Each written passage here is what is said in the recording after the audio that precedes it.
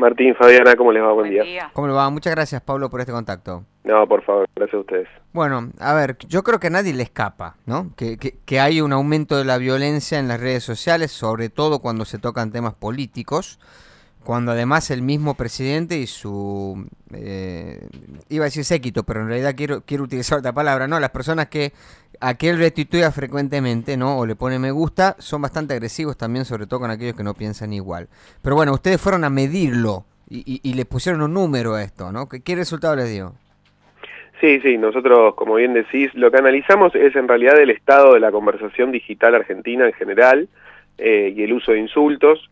Hicimos un primer informe en enero de este año en la consultora, en ADOC, y ahora sacamos la segunda parte, que es un poco más extensa, más detallada, de cómo el debate público se va contaminando, ¿no?, con esta agresión, con esta violencia, y lo hacemos de una preocupación de que es que empieza como a perderse esta seducción del otro, ¿no? La posibilidad del debate, de argumentar.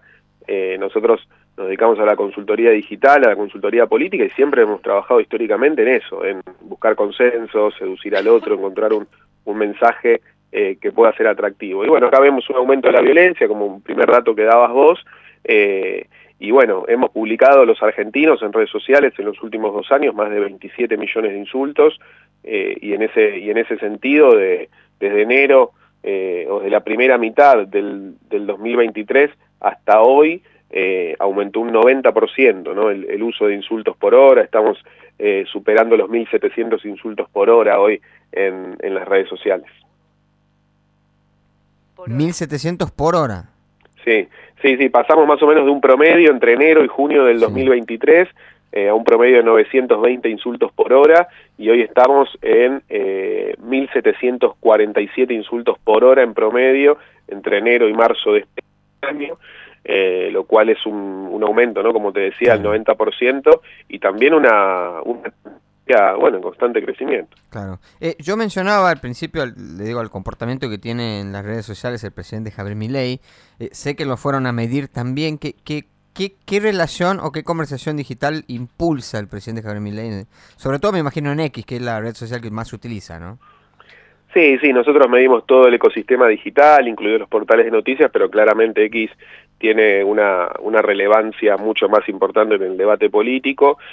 Nosotros lo que hacemos mediante un software es, de hecho en nuestro informe, en la ficha técnica, están todos los insultos que relevamos, que son cientos, y a partir de eso, bueno, pudimos relevar en un gran volumen de datos, bueno, quiénes son los usuarios que más insultan en Argentina, y a partir de ahí pudimos discriminar cuáles eran los referentes políticos de cada espacio que más insultaban. Los agrupamos, ¿no?, entre pro y afines, la Libertad de Avanza, el peronismo, y bueno, y en el listado de los que más insultan en Argentina, por supuesto nos llamó la atención que el sexto es Javier Milei, con la salvedad de que los primeros 5 son trolls, ¿no? Son usuarios que no están identificados, ¿no?, con una identidad real. Así que en definitiva el presidente es el primero en esa lista de las personas reales o con identidad definida que más insultan a Argentina. En los últimos 2 años o año y medio ha publicado más de 1.500 insultos.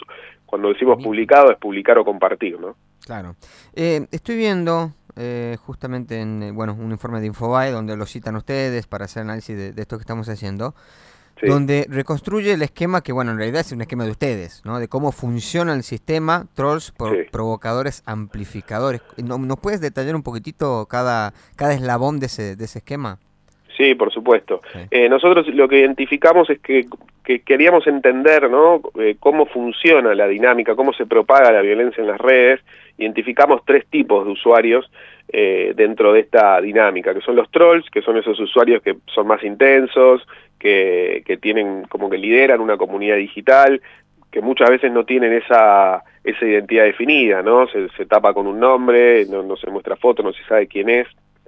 Y son quienes muchas veces empiezan la agresión, empiezan a encontrar mensajes por ahí provocadores, y justamente el segundo eslabón de esta cadena son los provocadores, que a diferencia de los trolls sí tienen una identidad real, puede ser un político, un periodista, una figura pública, y la diferencia es que tienen una legitimidad por fuera de la red, es decir, nosotros, la sociedad los conoce por su actividad por fuera de la red social, pero en la red social actúan como provocadores, ¿no? Ajá. Eligen un tema específico, también postean con frecuencia y suelen, digamos, replicar, copiar un poco ese formato o ese lenguaje de los trolls, ¿no? No sé, en el PRO está Fernando Iglesias, por ejemplo, Sí. Javier Milei cumple este rol de provocador, Juan Grabois muchas veces lo tiene del peronismo. Sí. Y el tercer eslabón sería los amplificadores, que muchas veces somos nosotros, los consultores, los periodistas, los portales de noticias, que terminamos amplificando o convertimos en noticia ese insulto o ese debate agresivo, lo convertimos en noticia y lo terminamos acercando o haciendo visible a una audiencia masiva. Claro, ¿no? O sea que sin querer nosotros contribuimos a esto.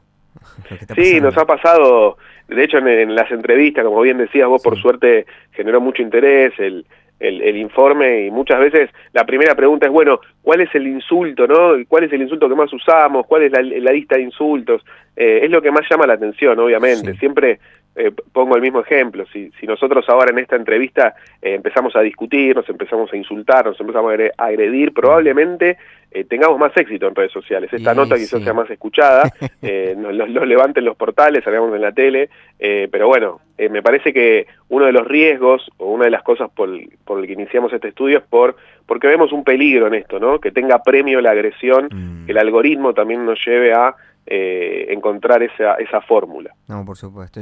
Nosotros por lo menos aquí nos resistimos mucho, hablo por nombre de todos, me tomo ese atrevimiento, nos resistimos un montón a que eso nos marque la agenda, ¿no? El ser agresivos o el dar contenido carente de vacío, pero que viste que es llamador, ¿no? Que atrae mucho. Bueno, tratamos de darle la batalla, muchas veces es difícil, ¿no? Pero es muy bueno saber este esquema, cómo funciona, como primero, para contrarrestarlo, tienen que saber cómo funciona, ¿no? Por supuesto. Por supuesto. Cuando mencionaba, por ejemplo, trolls, ¿a quién ubicaríamos ahí? Porque yo pensaba, se me venía el Gordo Dan en la cabeza, pero digo, hoy ya es una figura pública el Gordo Dan, ¿no? Bueno, hoy esto que decíamos, ¿no? ¿Por qué es una figura pública? Porque fue validado por los provocadores, porque fue amplificado por los medios.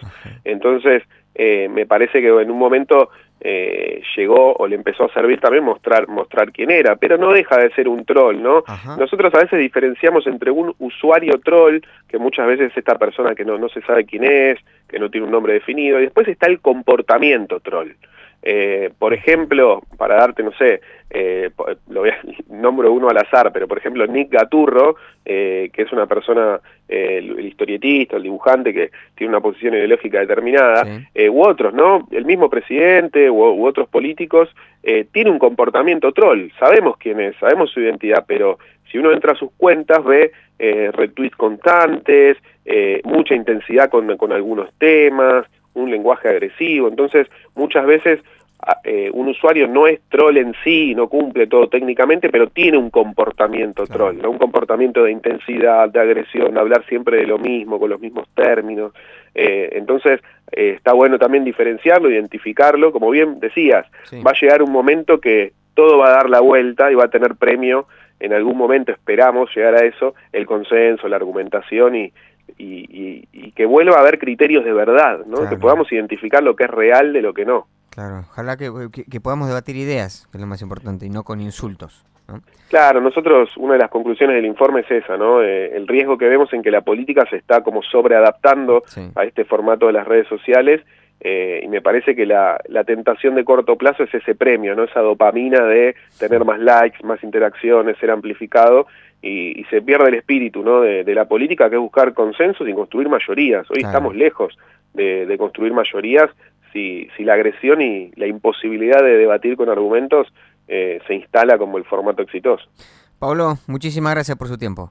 No, por favor, muchas gracias a ustedes. Que tengan un buen día. Hablábamos con Pablo Soracia, analista digital de la consultora Ad Hoc.